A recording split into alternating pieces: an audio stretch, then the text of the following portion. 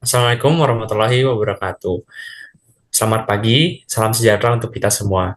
Perkenalkan, kami dari kelompok 4 dari kelas STAB akan mempresentasikan tentang arsitektur Muslim di Indonesia. Kami akan membahas tentang apakah gaya arsitektur pramodern mempengaruhi arsitektur Muslim di Indonesia. Sebelum itu, tak kenal maka tak sayang. Maka izinkan saya memperkenalkan diri. Perkenalkan, nama saya Yoel Pratama Emmanuel. Kemudian ada Amivia Maila, Fadia Ayu, dan Naufal Zaki, serta Nabila Syafara yang akan mendampingi saya. Mari kita menyimak tentang apa itu definisi arsitektur Muslim secara umum.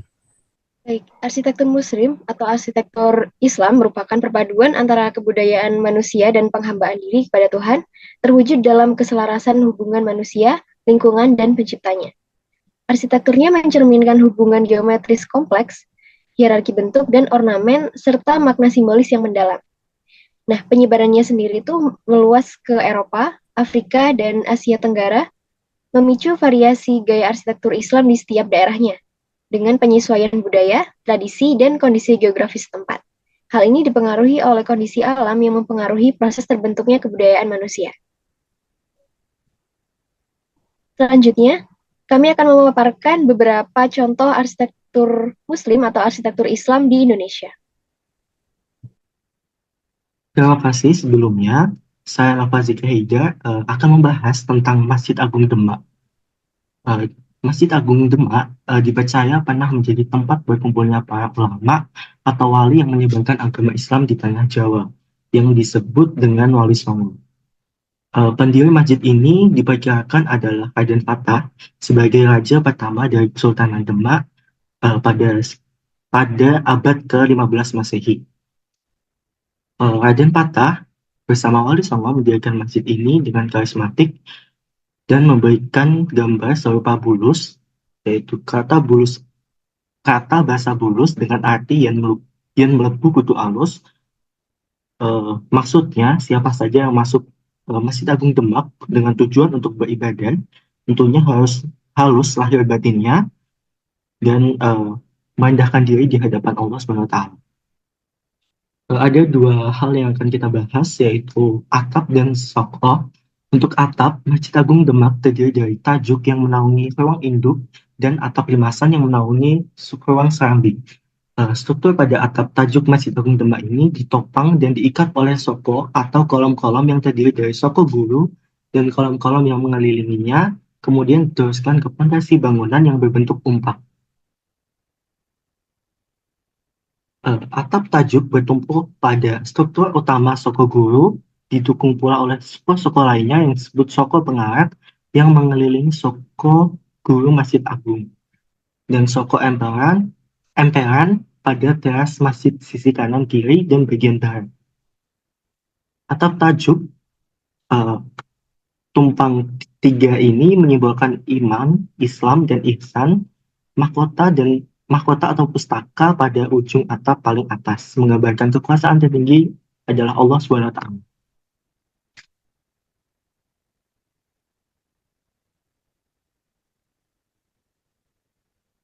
Yang selanjutnya adalah soko.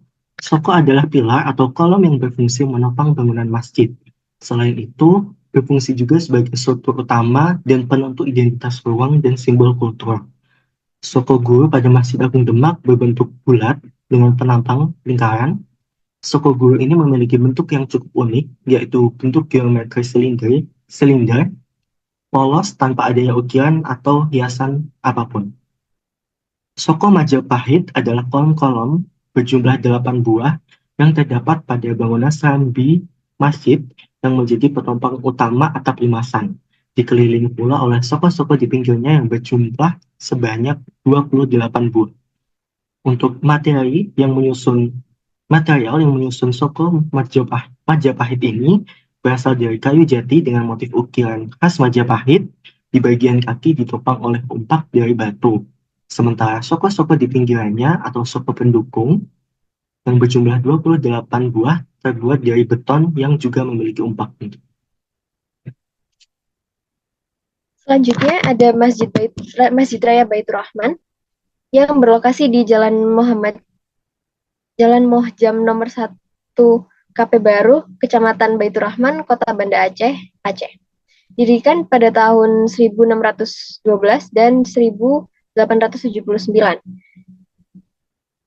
Luas areanya sekitar 16.000 meter persegi, dengan titik tertingginya berada di 52 meter, yaitu di bagian menara. Nah, Masjid Raya Baitur Rahman Banda Aceh ini merupakan sebuah masjid bersejarah sekaligus salah satu destinasi wisata religi yang berada di Kota Banda Aceh, Provinsi Aceh, Indonesia. Masjid ini juga merupakan simbol perjuangan dan penyebaran Islam di Indonesia hingga semenanjung Asia Tenggara. Dan menurut para ahli, bangunan Masjid Raya Baitur Rahman ini bergaya arsitektur eklektik atau akulturasi gaya-gaya arsitektur terbaik. Nah, eklektik sendiri ini definisinya adalah gaya desain arsitektur yang menggabungkan unsur gaya historis terbaik dari masa sebelumnya guna menciptakan sesuatu yang baru dan orisinil, baik dari segi struktur bangunan, furniture, hingga ornamen dan dekorasi dalam ruangnya. Nah, berikut merupakan sejarah perkembangan Masjid Raya Baitur Rahman. Diawali di tahun 1612, pada masa pemerintahan Sultan Iskandar Muda, material masjid dibangun dengan kayu. Atap masjid ini menggunakan atap meru yang lebar atau atap limas bersusun 4. Lalu pada tahun 1873, masjid dibakar saat agresi militer Belanda II di bawah pimpinan Jenderal Van Swieten. Lalu pada tahun 1879, dengan tujuan politik, masjid ini kembali dibangun di atas rencana persegi dengan 4 atap meru berjenjang. Kemudian pada tahun 1881, masjid selesai dibangun oleh arsitek Belanda yang bernama De Bruyck, kemudian diadaptasi atau dikembangkan oleh L.P. Luij dengan gaya arsitektur Mughal atau Moghul, yaitu merupakan pengaruh pramodern Indo-Saracenic. Kemudian di tahun 1936, terjadi perluasan area masjid oleh Insinyur Muhammad Tahrir dengan penambahan 2 kubah di sebelah kanan kiri kubah utama dengan ukuran yang sama seperti sebelumnya, sehingga total kubah ada 3 kubah. Kemudian pada tahun 1957 hingga 1965, terjadi penambahan fasad berupa 2 menara atau mihrab dan 2 kubah dengan ukuran yang lebih kecil dari kubah utamanya, dan ditambahkan di bagian belakang guna melengkapi simbolisme 5 pilar filsafat politik negara atau Pancasila. Dan yang terakhir di tahun 1991 hingga 1993 terjadi penambahan 2 kubah lagi di bagian belakang termasuk fasilitas tambahan seperti perpustakaan dan lobi. Sehingga total fasad secara menyeluruh ada 7 kubah dan 4 menara dengan lantai marmer Italia. Sehingga total luas bangunannya sekitar 4.760 meter persegi yang dapat menampung 9.000 hingga 13.000 jemaah, dan total seluruh luas kawasannya terdapat 16.000 meter persegi. Selanjutnya, saya akan menjelaskan bagaimana perubahan elemen-elemen masjid di era pramodern ini. Pada bagian atap, di bagian atapnya ditutupi oleh kubah utama atau dom dengan karakteristik dari arsitektur Mughal dari Orcha dan Jahangir Mandir yang sudah ada pada tahun 1605. Nah, rangka atapnya adalah atap lana. Bentuk dasar kubah tampak seperti tambur oktagonal atau gendang. Kubah itu terbuat dari struktur kayu dengan 1 kolom besar di tengah. Kolom utama itu digunakan untuk menyokong struktur kubah yang bentuknya seperti bawang. Struktur ini ditutupi oleh papan kayu yang dipanaskan untuk mendapatkan bentuk lengkung. Kemudian denah. Denah lantai yang dirancang oleh arsitek Belanda berbentuk salib dengan 4 tangannya yang sama besar, bagian kanan kiri. Bagian tengahnya berukuran 12 x 12 meter, sedangkan panjang tangan adalah 10 meter. Kesimetrian pada bangunan Masjid Agung Baitur Rahman ini mengadopsi arsitektur kolonial dengan gaya Indonesia Empire yang memang sedang berkembang pada saat itu. Perkembangan denah pun dilakukan guna menghilangkan bentuk awal, yaitu bentuk salibnya, sehingga akhirnya bagian persegi panjang diperbesar ke arah belakang masjid. Dan itu dikembangkan pada tahun 1996. Selanjutnya, pada bagian menara beratap kubah atau dom berbentuk meruncing ke atas yang mempunyai level atau tingkatan dengan struktur kombinasi antar dinding pemikul dan rangkanya. Bentuk modifikasi bentuk lingkaran dengan bukaan atau jendela yang minimal. Lalu struktur tangganya spiral dan adanya balkon serta lantai atas dikelilingi oleh bukaan jendela. Sedangkan perletakan menara itu sendiri ada yang terpisah dan ada yang menempel pada bangunan utama. Selanjutnya pada bagian kolom terdiri dari kepala, badan, dan kaki. Susunan kolom-kolom berbentuk lingkaran dan persegi atau segi empat. Jarak antara setiap kolom adalah sekitar 3 meter dan ini menjadi struktur utama untuk mendukung atau menopang seluruh berat atap. Bagian pilar masjid mewarisi gaya Moor yang muncul di Masjid Alhambra dan Cordoba. Karakter utama dari bangunan bergaya Moor adalah lengkungan berbentuk tapal kuda dengan penggunaan busur yang terjalin dan dekoratif. Selanjutnya, saya akan menjelaskan tentang Masjid Sultan Suryansyah. Masjid Sultan Suryansyah merupakan masjid tertua yang berada di Kalimantan Selatan. Lokasinya sendiri berletak di Jalan Kuin Utara, Kecamatan Banjarmasin Utara, Kota Banjarmasin, Kalimantan Selatan. Masjid Sultan Suryansyah didirikan di Banjarmasin di antara tahun 1525 sampai 1550 Masehi. Pembangunan masjid ini terkait erat dengan Sultan Suryansyah yang merupakan sultan pertama di Kesultanan Banjar di Kalimantan Selatan. Sebelum masuk agama Islam, Sultan Suryansyah sendiri dikenal sebagai Pangeran Samudra, keturunan Maharaja Sukamara, penguasa Kerajaan Negara Daha, yang beragama Hindu. Setelah memeluk agama Islam, Pangeran Samudra dibantu oleh Kesultanan Demak dari Jawa untuk merebut kekuasaan dari Kerajaan Negara Daha. Setelah berhasil, Pangeran Samudra mengubah nama Kerajaan Negara Daha menjadi Kesultanan Banjar yang berbasis Islam. Masjid ini sendiri dibangun di atas lahan seluas 30 kali 25 meter dengan ukuran panjang bangunan 15,50 meter dan lebar 15,70 meter, serta memiliki tinggi 10 meter. Salah satu keunikan bangunan ini adalah atapnya yang masih asli sejak pembangunan awal pada abad ke-16.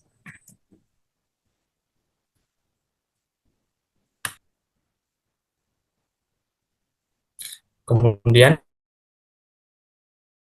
kita masuk ke ciri khas dari masjid ini sendiri.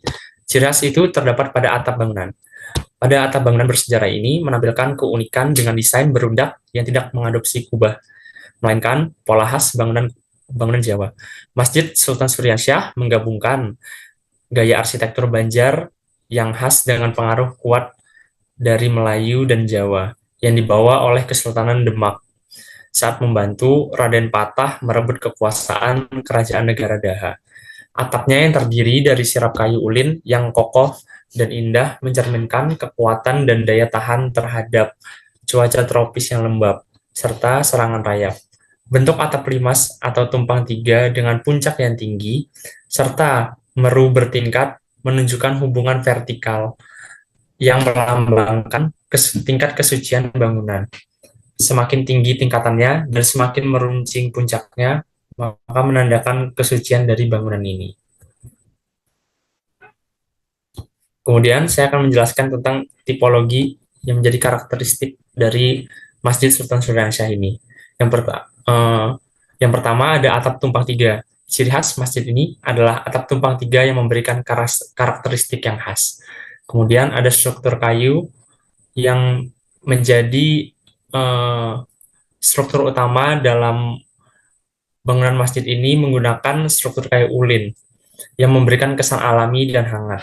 Yang ketiga, ada ornamen kaligrafi dan motif Islamik yang terdapat pada interior dari Masjid Sultan Suryansyah ini sendiri, yang menambah kesan keindahan visual serta kesan religius. Yang keempat, ada ruang dalam yang luas dan terbuka. Tipologi masjid ini memiliki ruang dalam yang luas dan terbuka, didukung oleh beberapa tiang penyangga. Kemudian yang kelima, ada railing yang cukup unik, yaitu memiliki corak nanas. Bangunan ini memiliki railing pembatas dengan motif nanas, mencerminkan ciri khas arsitektur tradisional Banjar, yang seringkali menggunakan motif flora. Kemudian motif nanas itu sendiri memiliki makna yaitu kegigihan serta memberikan nilai simbolis pada arsitektur masjid. Selanjutnya ada Masjid Menara Kudus.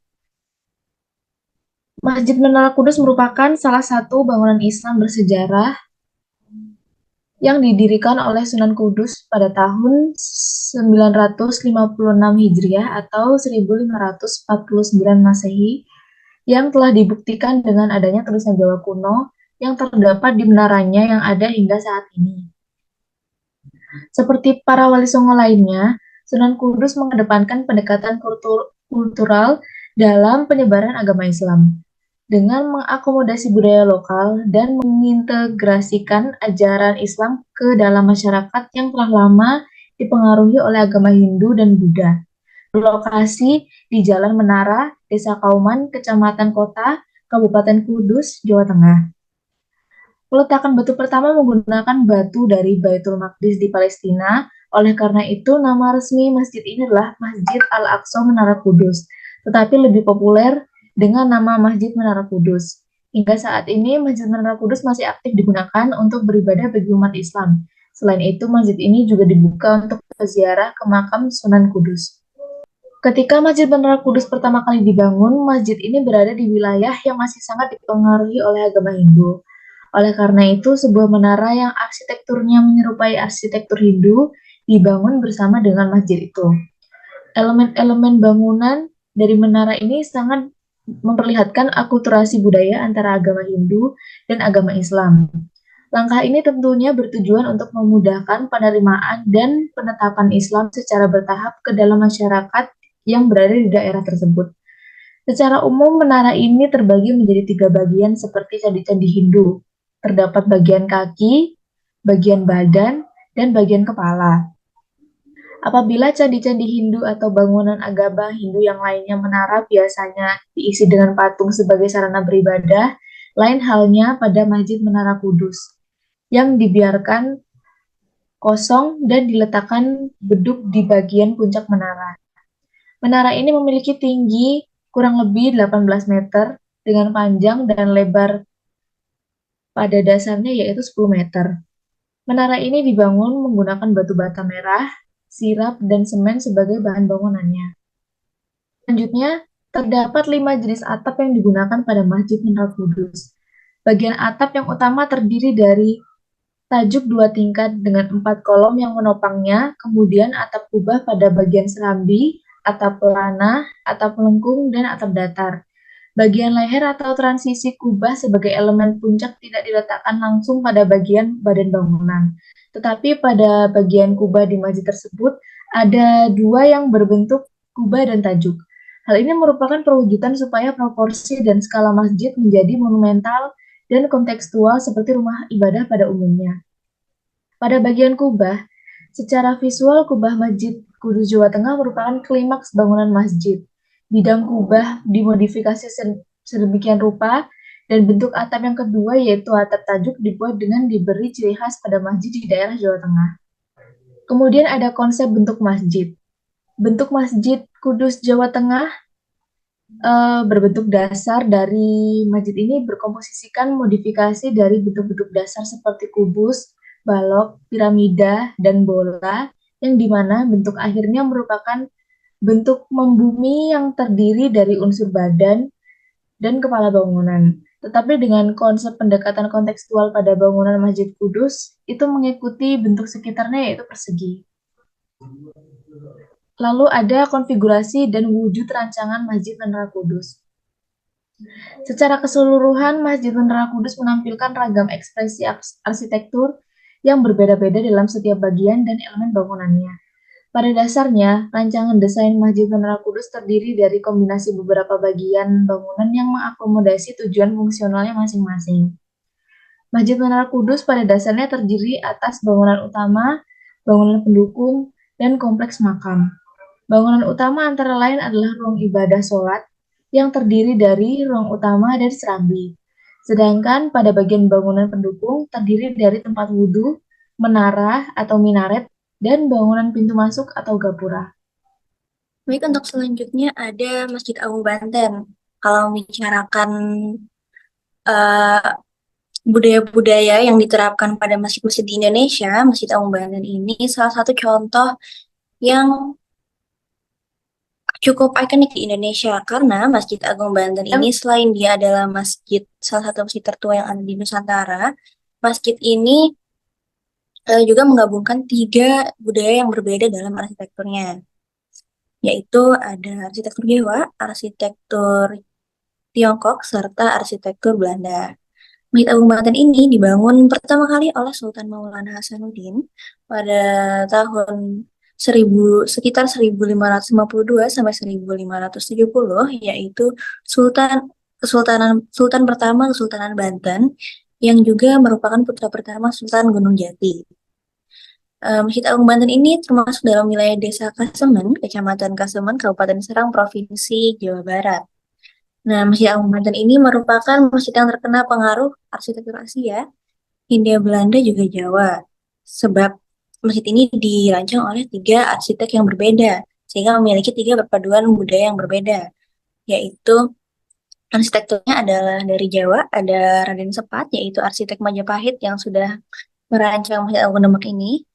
Kemudian ada arsitek Cina bernama Cek Bansu dan arsitek dari Belanda yaitu Hendrik Lucas Kardel yang merupakan arsitek Belanda yang kabur dari Batavia menuju Banten pada masa pemerintahan Sultan Haji pada tahun 1620.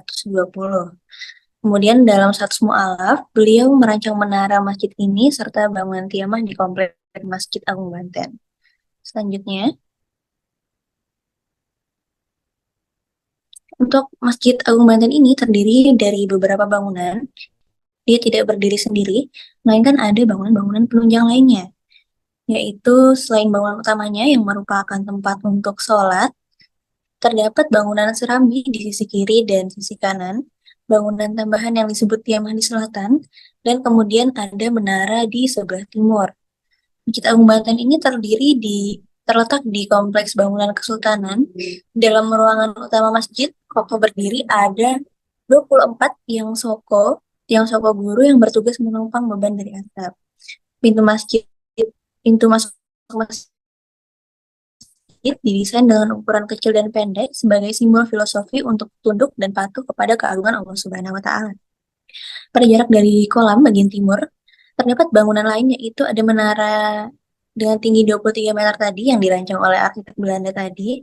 Menara ini tidak dibangun dari awal masjid tersebut dibangun, tetapi menara ini dibangun pada abad ke-18 Masehi dan terdapat 82 buah anak tangga untuk sampai ke atas. Dalam menara ini terdapat 4 pintu yang berbentuk sama dengan pintu masuk menara, yaitu menunduk. Kemudian bangunan menara ini terdiri dari 3 bangunan, yaitu ada kaki, tubuh, dan kepala. Nanti akan kita bahas di slide selanjutnya. Kemudian pada dinding selatan terdapat pintu yang menghubungkan pawesten dengan serambi pemakaman selatan.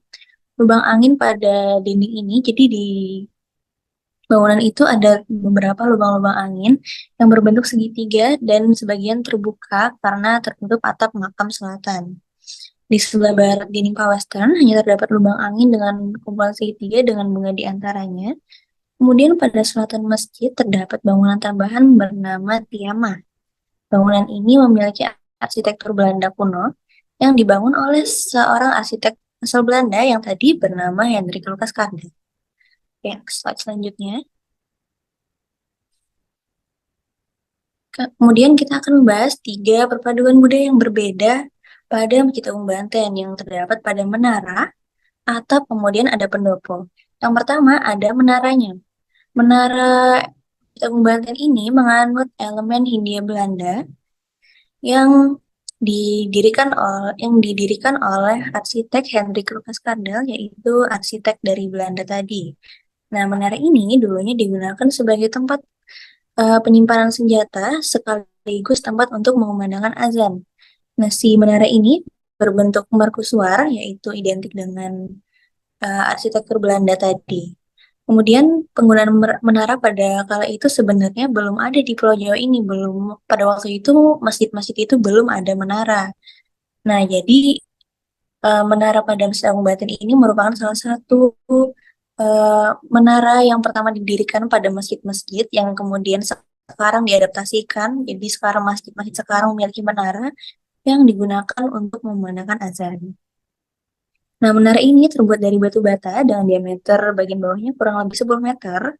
Kemudian untuk mencapai ujung menara, ada 83 buah anak tangga yang harus ditapaki dan melewati lorong yang hanya dapat dilewati oleh satu orang.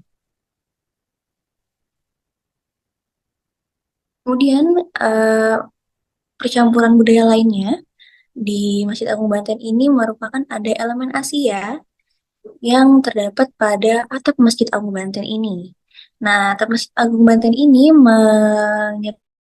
bentuknya menyerupai pagoda Cina, yaitu merupakan tempat ibadah orang Cina yang biasanya atapnya bertumpuk-tumpuk. Nah, diadaptasikan pada atap Masjid Agung Banten ini. Kemudian, atap masjid ini memiliki 5 susun atap.